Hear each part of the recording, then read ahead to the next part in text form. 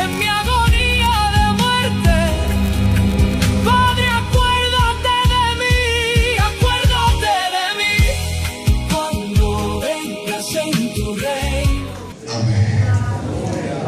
Cuando se están contentos pueden levantar las dos manos y un pie, el pie derecho arriba, y digan fuerte: ¡Aleluya! ¡Aleluya! Yo estoy un poco loco, entonces mi mujer y mi hijo desde ahí me van haciendo: baja un poco el cambio.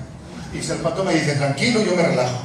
Yo estoy un poquito así. Entonces me habéis dicho que me siento como en mi casa, ¿no? Amén. ¿Amén o no amén? Amén. Gloria a Dios.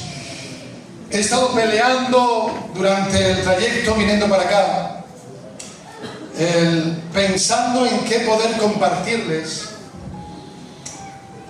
y me venían 1001 pensamientos. Pocas veces me ocurre así.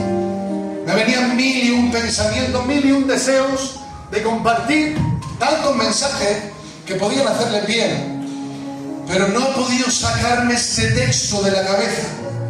Y yo me iba a otro pasaje, a otro tema, y de repente decía: no, tengo que volver a este simple texto que me golpeaba el Señor. Y es una palabra que compartí una sola vez en los tiempos del COVID, y precisamente fue con Roger, no sé en qué iglesia, a través de los sellos.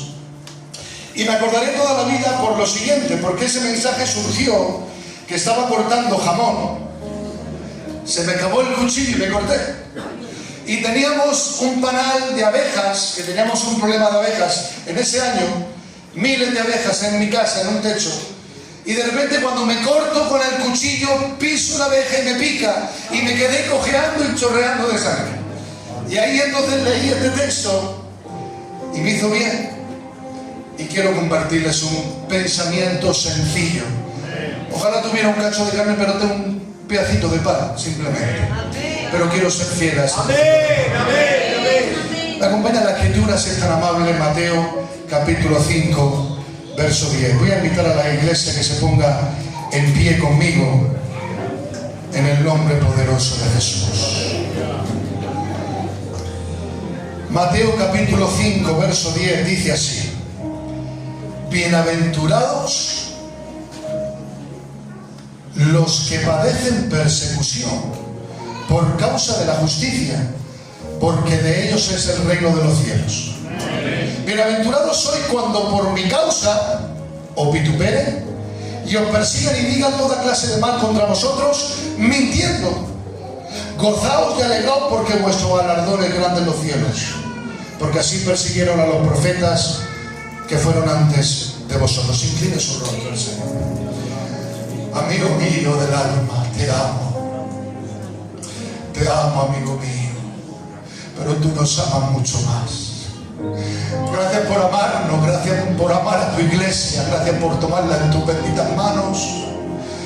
Te ruego por la iglesia aquí en Aranda, Espíritu Santo, que sea tu palabra lo que tú has pensado, diseñado, planeado para este día. Quita mi torpeza, quita mi debilidad, quita mi falta de memoria, quita todo lo que a ti te estorbe, y seas tú trayendo el pan del cielo. Amén. Tu iglesia lo necesita, yo lo necesito.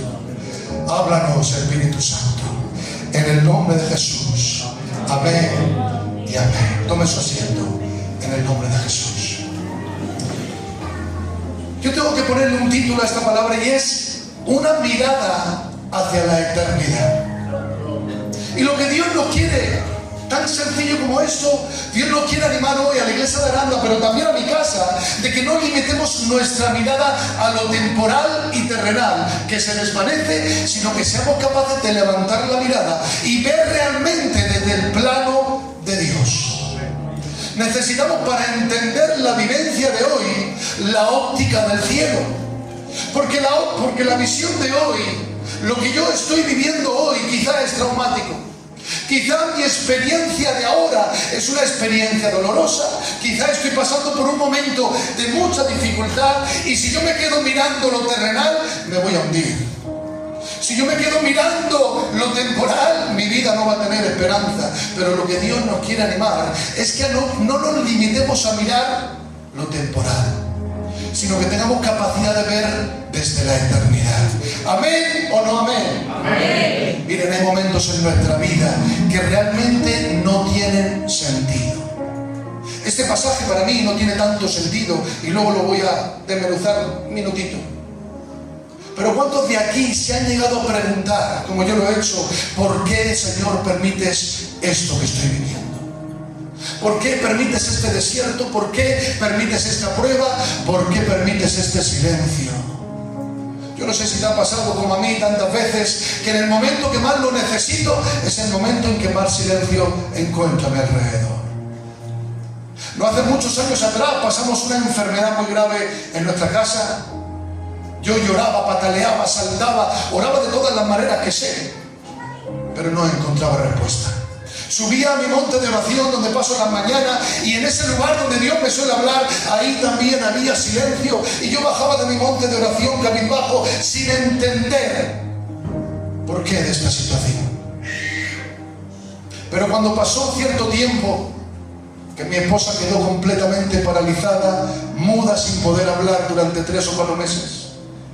Cuando yo no entendía nada, de repente se mete Dios sin entenderlo, hace que empiece a hablar, que aprenda a conducir, que le volvamos a enseñar a cantar. Dios la restaura por completo su cerebro, y ahora subo al monte y digo: Señor, no vi cohetes, no vi ángeles, pero lo volviste a hacer una vez más. Yo no sé si como a mí te ha pasado alguna vez que tú dices: Señor, ¿por qué esta pérdida? ¿Por qué esta situación? ¿Por qué esta enfermedad? ¿Por qué esta espera? ¿Por qué este silencio? Y muchas veces el problema no reside en sí en el problema, sino en la óptica que estamos teniendo del problema. Por eso es que tengo que dejarte esta frase para que la mastiques durante toda la predicación. Y es que no interpretes tu historia solamente desde el capítulo que estás viviendo, mírala desde el final que Dios ya conoce.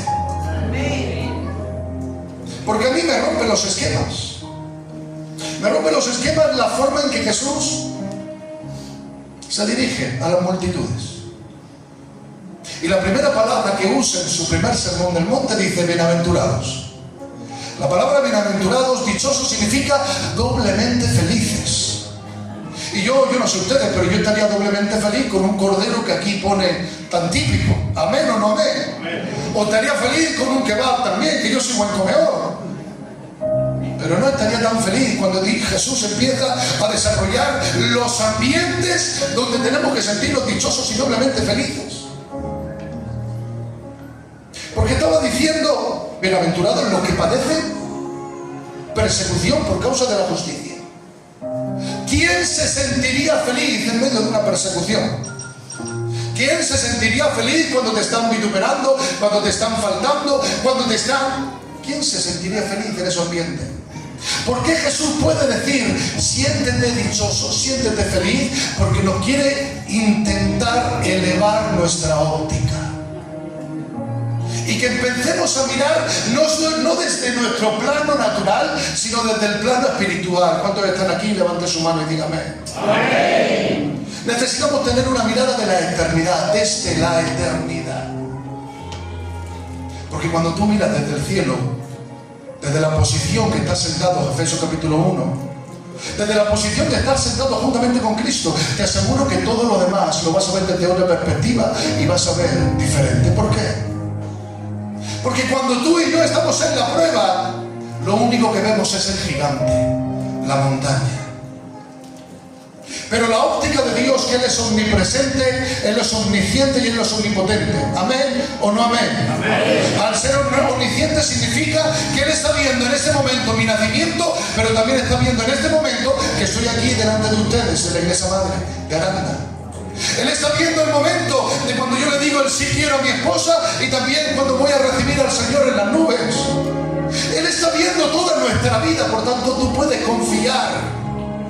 No en conocer el mañana, sino en confiar en aquel que conoce el mañana. Yo no necesito, escúchame, yo no necesito conocer el mañana. Simplemente necesito saber que el Dios de mañana me lleva de la mano.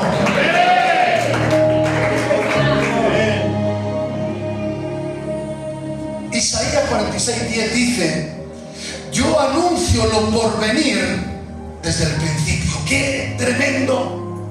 ¡Qué poderoso! Que Dios no está descubriendo tu futuro mientras tú lo vives. Dios ya lo conoce. Él no está redescubriendo. Él ya conoce tu futuro. Te cuento una experiencia, aunque yo no me gusta hablar de mí nada, pero déjame contarte esto. Estando en mi casa recibiendo un pastor chileno de una de las iglesias más grandes de Chile, amigo mío de muchos años, habíamos tenido un intento de robo en la casa 2014 y estaba el ambiente muy tenso. Los perros que tengo grandones, que son leones, estaban ladrando. Yo digo, ay Señor, otra vez no, están los perros ladrando. Eran las 5 de la mañana porque habíamos estado hablando y orando. Digo, estoy, Señor, cansado, mañana tengo que ir al mercado, tenemos culto después, estoy agotado, no aguanto tener que bajar, sentarme en la puerta, ver, vigilar. Y de repente Dios me habla y me dice algo. Israel, mañana tú estás bien, tu esposa mañana estáis bien, tus hijos mañana están bien, y el pastor que tienes hospedado estáis bien todos, acuéstate a dormir. El Dios que conoce el mañana te da tranquilidad en tu presente, aunque no lo entiendas. Amén o no amén. Bienaventurados entonces los que padecen persecución por causa de la justicia. Jesús está diciendo, alégrate, gózate, porque tu galardón es grande en los cielos. Es decir, ten otra óptica. Aprende a ver desde la posición del hijo. Y para poder entender un poquito más esto, tengo que remontarme antes de la cruz, unos 320 y tantos años. Un rey llamado Alejandro Magno. Ese rey, emperador o conquistador, ha conquistado todo lo que es Europa, norte de África, parte de Oriente. Se ha extendido su imperio.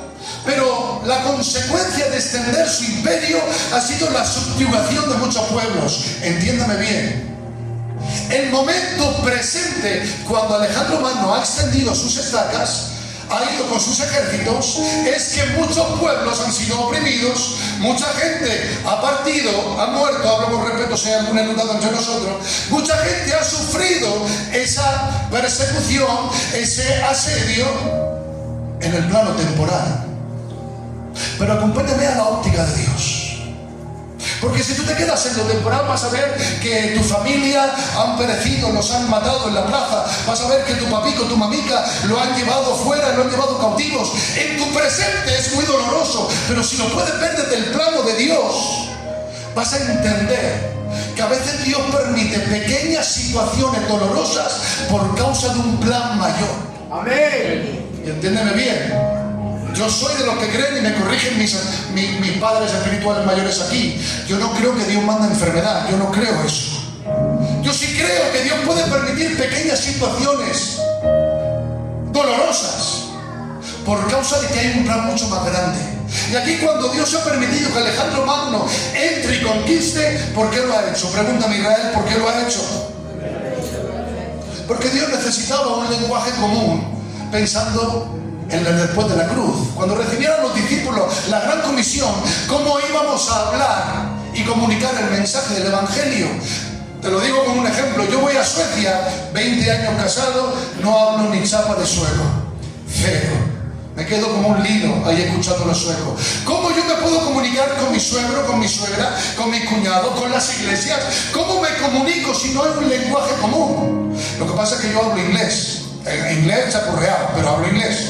Entonces yo con el inglés es nuestro vehículo común por el cual yo puedo ir a Suecia, a Noruega, a Italia, a Francia, a Estados Unidos, a un país de Mozambique, a un país de cualquier parte del este de Europa, y puedo comunicarme en un lenguaje común, porque el inglés es un vehículo común para poder comunicarnos. Imagínate que yo llego a Cataluña y yo no hablo catalán. ¿Cómo me puedo comunicar? Mejor tener un lenguaje común, ¿sí o no? Amén. Dios ha permitido un mal menor, doloroso, por causa de un bien mayor, bendecido sea su nombre. El bien mayor, ¿cuál era? Poder llevar el Evangelio usando un vehículo común llamado el griego. Porque usando ese idioma común podían llegar a cualquier parte de Europa, norte de África o Asia y hablar en un mismo lenguaje y entender el mensaje del Evangelio. ¿Cuántos están aquí y pueden levantar sus manos y decir un poderoso aleluya? ¡Aleluya! Pero si yo me voy un poquito después, 70, 80 años antes de Cristo, tengo que ver incluso muchos antes, pero puedo ver al pueblo romano. ¿Por qué Dios permite un mal menor, que no es un mal menor? ¿Por qué Dios permite que el pueblo de Israel y tantos otros pueblos sean subyugados, oprimidos por el pueblo romano?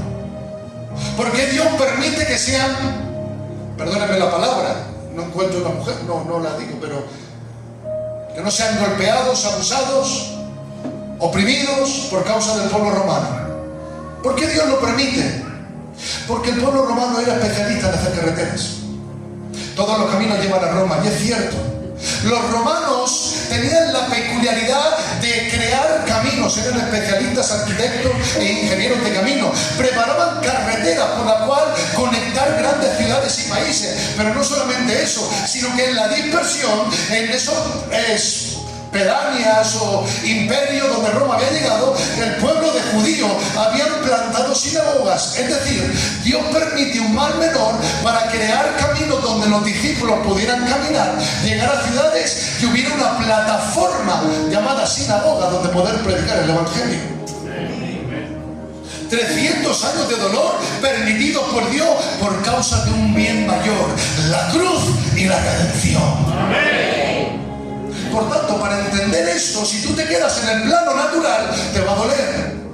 Por eso vente conmigo al plano espiritual. ¡Aleluya! Porque si te vas al plano espiritual, vas a entender el plan completo de Dios. Y entonces, bienaventurado será cuando te persiga.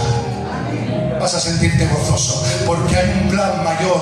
¡Gloria a Dios! ¡Aleluya! ¿Cuántos dicen un poderoso amén? ¡Amén! A veces Dios va a permitir una dificultad temporal, no porque haya perdido el control, sino porque está produciendo algo que tiene un propósito eterno. Son las 9, ¿me permitís? Un cachito más. Amén, amén. Para poder asentar un poquito más el mensaje. Estaba pensando en esta tarde en alguien que ilustrara esto.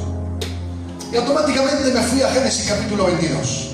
Y tuve que ver al patriarca, al hombre de la fe, de donde ha procedido la promesa, ha recibido una promesa que a nosotros también nos ha alcanzado. Y en el capítulo 22, verso 1 dice: aconteció después de estas cosas que Dios probó a Abraham.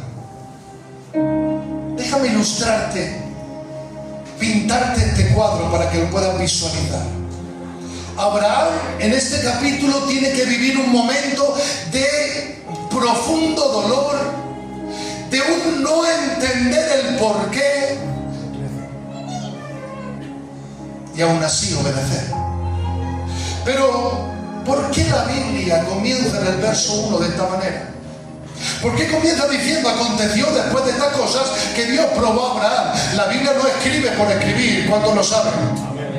Tú sabes que todo lo que hay en la palabra tiene un sentido, ¿sí o no?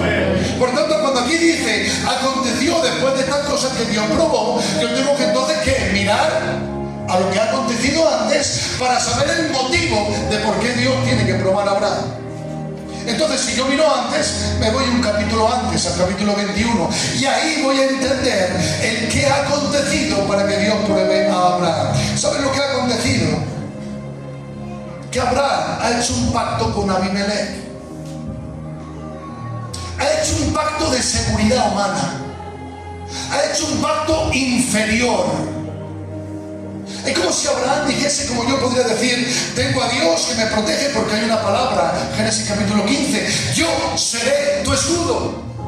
Tengo la promesa de Dios, Él es mi escudo, Él es mi torre fuerte, mi baluarte, Él es el que levanta la espada, Él es el que me defiende. Pero por si acaso, no está de más tener algo de seguridad terrenal para que me ayude si hubiera algún conflicto. ¿Cuántos están aquí y me están entendiendo?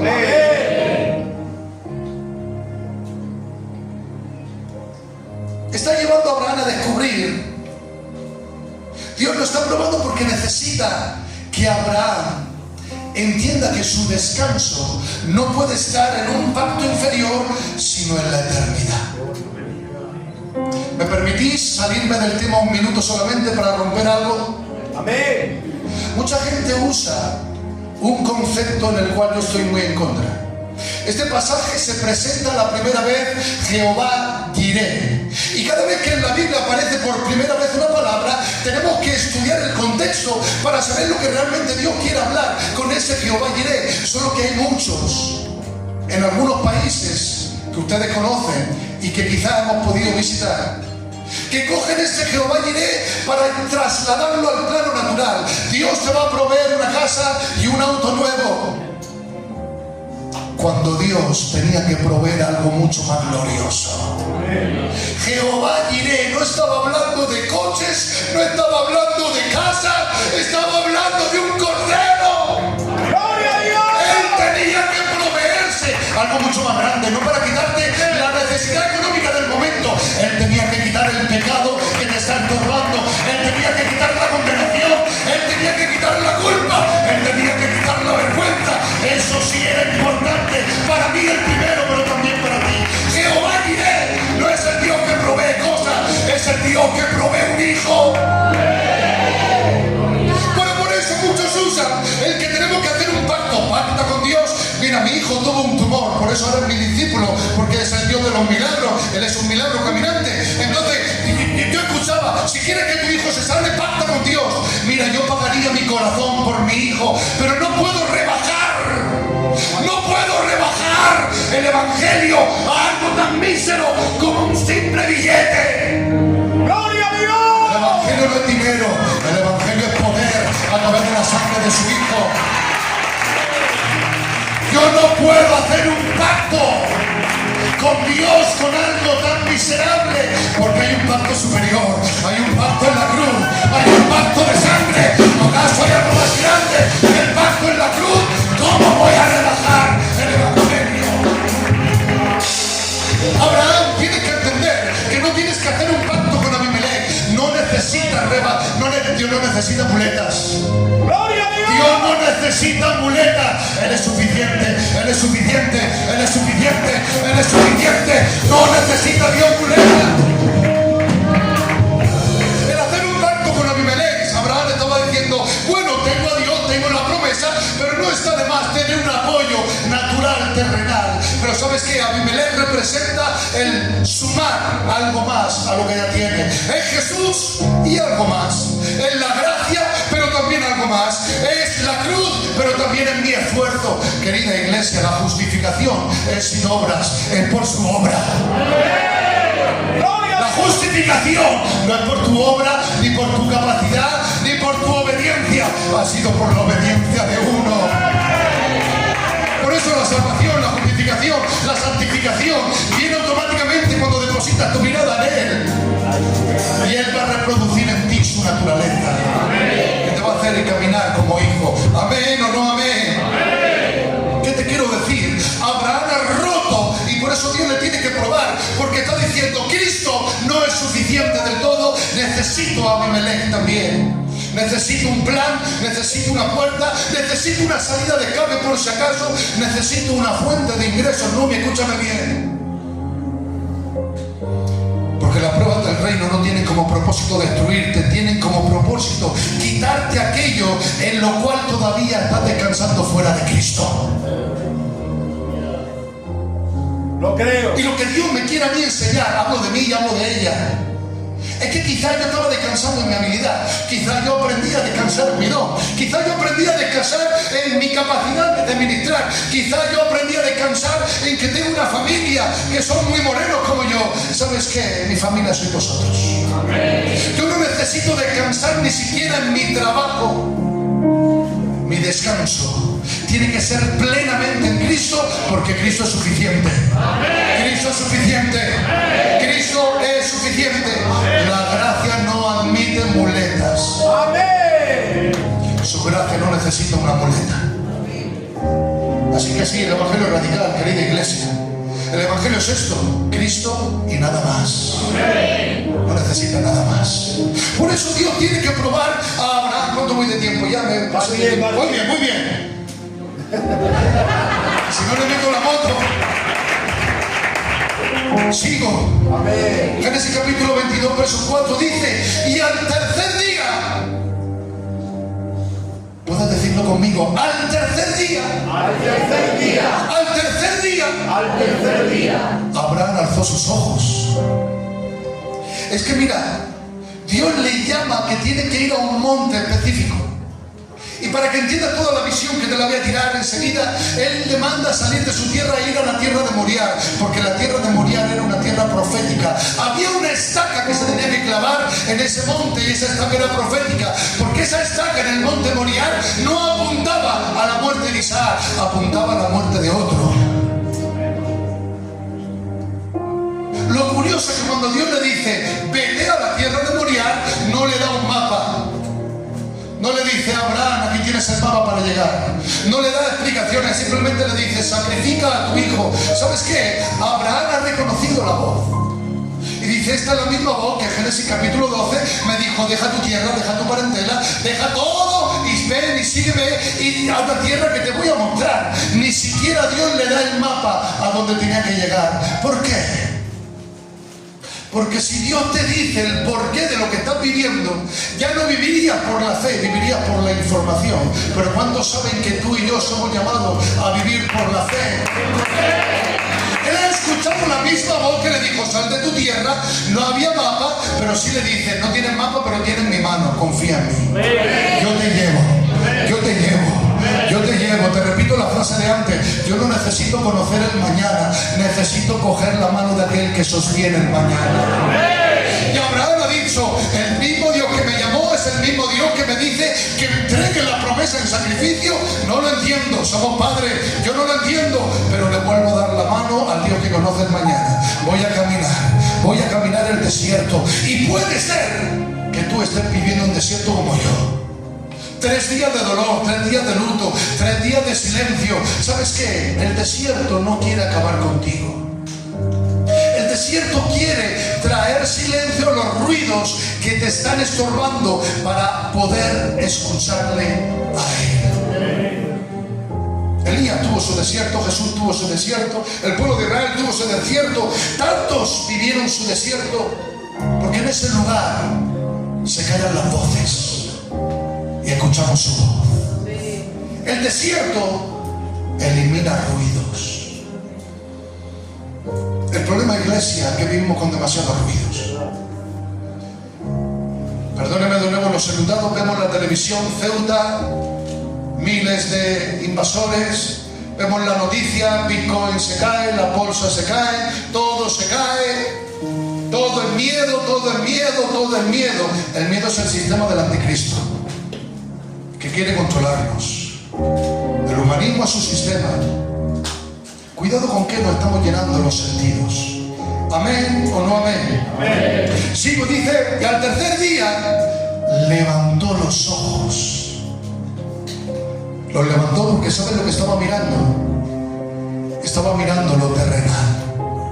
Estaba mirando lo temporal, estaba mirando lo mismo que los discípulos que estaban escuchando a Jesús, bienaventurados los que padecen persecución. Estaban todos mirando la persecución, el momento de opresión por Roma actual, y Abraham estaba mirando el polvo de la tierra, estaba mirando lo humano, estaba mirando que no tenía esperanza. En su mente, me imagino que estaba diciendo, ¿cómo puede ser que Dios me da una promesa y dice, en tu simiente bendeciré a todas las naciones de la tierra, y ahora Dios me pide al principio de la simiente? ¿Cómo puede ser?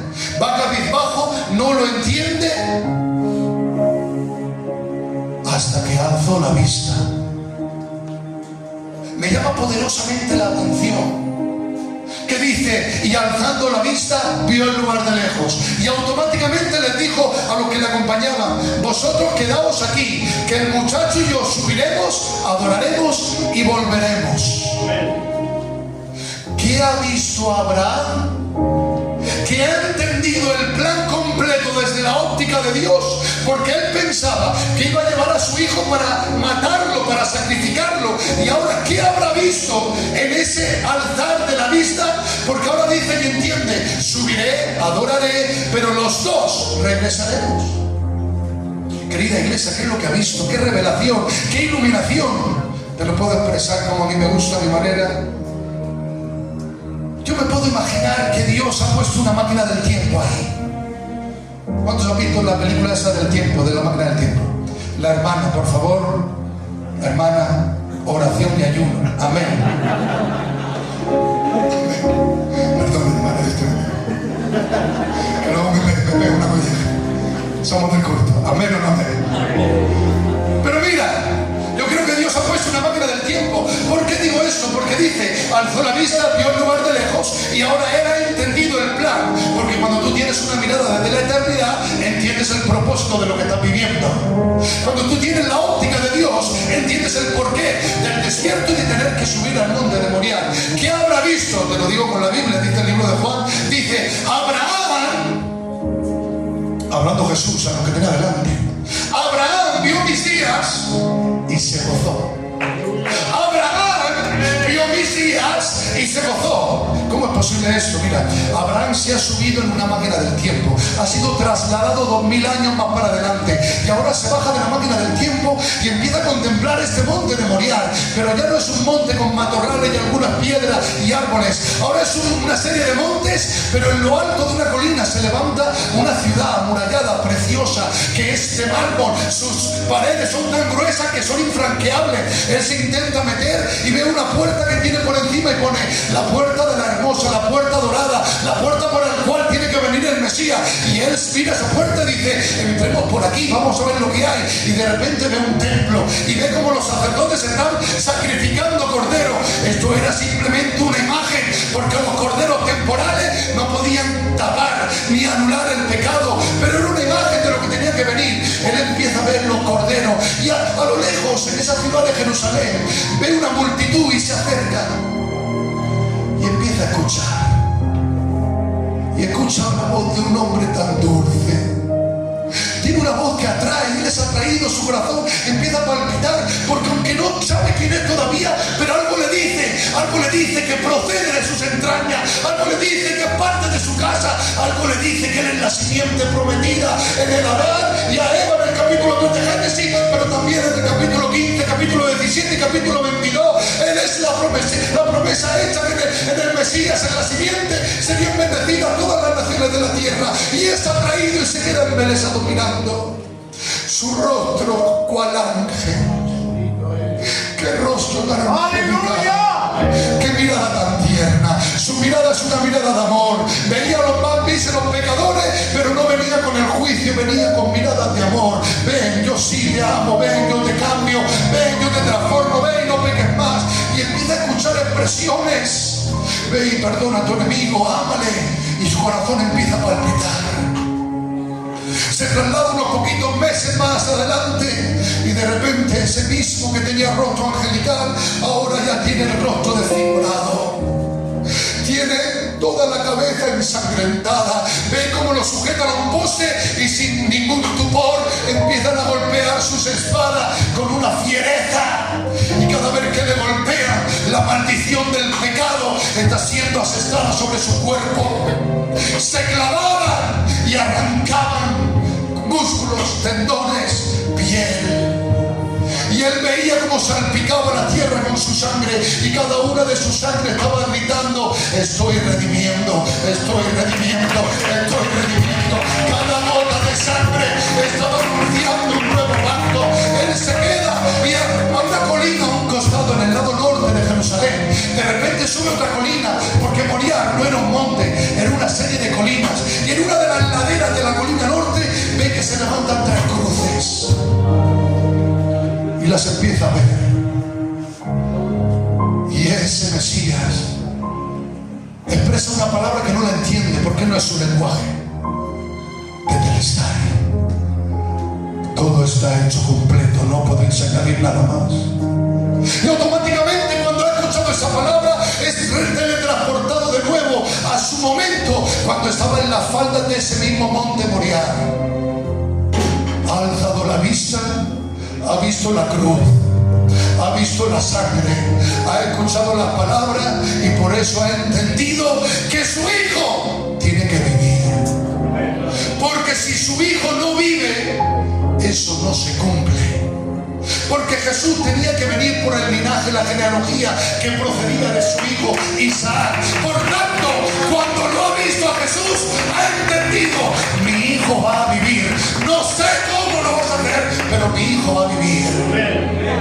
porque si mi hijo no vive, el Mesías no puede venir. Creo que era el escritor de Hebreos o Romanos, Pablo, no recuerdo ahora, que lo expresa de esa manera, que Abraham tenía tanta fe que sabía que eso iba a ser una semilla de resurrección. Su hijo lo iba a sacrificar, pero Dios tenía tanto poder, no solamente era sacrificarlo, era cortarlo en pedazos, era pegarle fuego, pero él tenía tanta fe en que podía recomponer sus moléculas, unir sus átomos, soplar de nuevo sobre sus huesos, sobre sus músculos, sobre sus tendones y volver a soplar un lugar, vida sobre Isaac. Tanta fe recibió por causa de una mirada de eternidad. Entonces, querida iglesia, no te limites a ver lo temporal, alza tu mirada y mira lo eterno, porque vas a entender el plan. Amén o no amén. ¿Dónde está el cordero? ¿Dónde está el cordero? ¿Dónde está el cordero? ¿Dónde está el cordero? Su hijo pregunta: papá, aquí está la leña, aquí está el fuego, está el cuchillo, ¿dónde está el cordero? La Biblia dice algo que me encanta, atentos a mis palabras, dice específicamente: Dios se proveerá a sí mismo de un cordero. Dios no va a traer un cordero cualquiera. Él se proveerá a sí mismo del cordero que necesitamos. Ese Isaac tuvo que subir con la leña sobre su hombro. Jesús tuvo que subir con la leña sobre sus hombros, llamado madero. Él tuvo que subir. Jesús también tuvo que subir al monte. Cuando Abraham iba a sacrificarle, el ángel le detuvo, pero nadie detuvo la mano de Dios Padre para asestar la cuchillada sobre su hijo Jesús. Él es el cordero. Él es el cordero que Juan el Bautista miró y dijo: he aquí el cordero de Dios que quita el pecado del mundo. Él es el cordero prometido, y en este contexto es que Dios habla y dice: yo soy Jehová Jireh. Si Él ha provisto al hijo, ¿qué no te va a proveer? No me escuchas y recíbelo. Si Él proveyó un cordero, ¿qué no va a proveer Dios?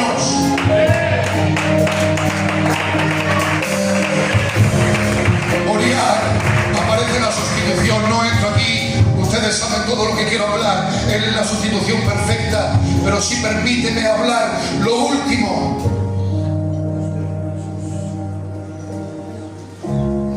La Biblia dice, verso 13: y un carnero trabado en un zarzal por sus cuernos. Hay un llamado especial que quiero lanzar. Hay mucho pueblo aquí, pero todavía hay muchos carneros atados por los cuernos, por la cabeza. Todavía hay muchos carneros aquí en Aranda. Venía en el coche viendo nombres de pueblos que no he visto en mi vida. Y ¿saben lo que lloraba en mi corazón? Diciendo: Señor, 800.000 personas no te conocen. Señor, aquí no hay obra. ¿Cómo vamos a llegar? Señor, ¿cuándo vas a levantar a la juventud? Que no tenga ganas de púlpito, que no tenga ganas de grabar CD, que no tenga ganas de ser asombrosos, conocidos o doleres. ¿Cuándo levantarás una juventud que diga: pastor, quiero ir al pueblo aquel que hay 100 habitantes, quiero ir a intentar abrir una célula, a predicarle? Hay carneros atrapados por la mente de la ansiedad, de la depresión, de la tristeza. Hay tantas miles de personas como carneros atadas en el zarzal. ¿Qué es el zarzal? Es la maldición del pecado. La tierra producirá espinos y zarzas. Iglesia, hay todavía propósito. Todavía hay extensión. Quiero lanzarte un llamado apostólico, porque esta iglesia, cuando comenzó, creo que impactó no solamente a nuestro pueblo, sino a muchos que no son de nuestro pueblo. Todavía hay muchos que no tienen nuestro color de piel, que no tienen nuestras costumbres tan buenas, pero que también merecen el perdón de Dios. Todavía hay carneros que si tú no vas, Abraham fue y los liberó. Si tú no vas, ¿quién los va a liberar? A veces estamos muy a gusto aquí, cantando, adorando con el ventilador este tan precioso. Gozamos aquí, pero si nos limitamos a estas 4 paredes preciosas, no estamos cumpliendo la plenitud del llamado. ¿Sabes cuál fue el llamado? Ir por toda la tierra y rescatar a los perdidos. Traer a los huérfanos de nuevo a casa, que la mesa es muy extensa. ¿Sabes qué? La mesa no solamente es para mi familia o la tuya, la mesa es mucho más grande de lo que yo pensaba. En esa mesa no hay etiqueta PIB. En esa mesa no hay base PIB. Tú sí, tú no, tú sí, tú no. En esa mesa entran todos los que han creído en el Cordero. En esa mesa entran todos los que la sangre los ha limpiado. Amén o no amén. Amén. Déjame cerrar. ¿Por qué podemos tener una mirada hacia la eternidad? Porque sabemos cómo terminó la historia de la cruz. Los discípulos vieron un viernes de dolor, pero Dios estaba viendo el domingo de resurrección. Amén. Los discípulos estaban viendo el viernes y la tumba, pero Dios estaba viendo la tumba ya abierta y vacía. ¿Qué te quiero decir con esto? Los discípulos vieron la derrota porque Jesús había fallecido, había entregado su espíritu, vieron lo temporal, pero si hubieran visto desde el plano de Dios, habían visto el domingo también de la resurrección. Iglesia querida, ¿qué te quiero decir? Que no te puedes limitar a ver tu temporal hoy, sino aprende a mirar con los ojos del cielo. Aprende a ver, aprende a ver, aprende a ver desde la óptica del cielo. Póngase de pie, vamos ahora.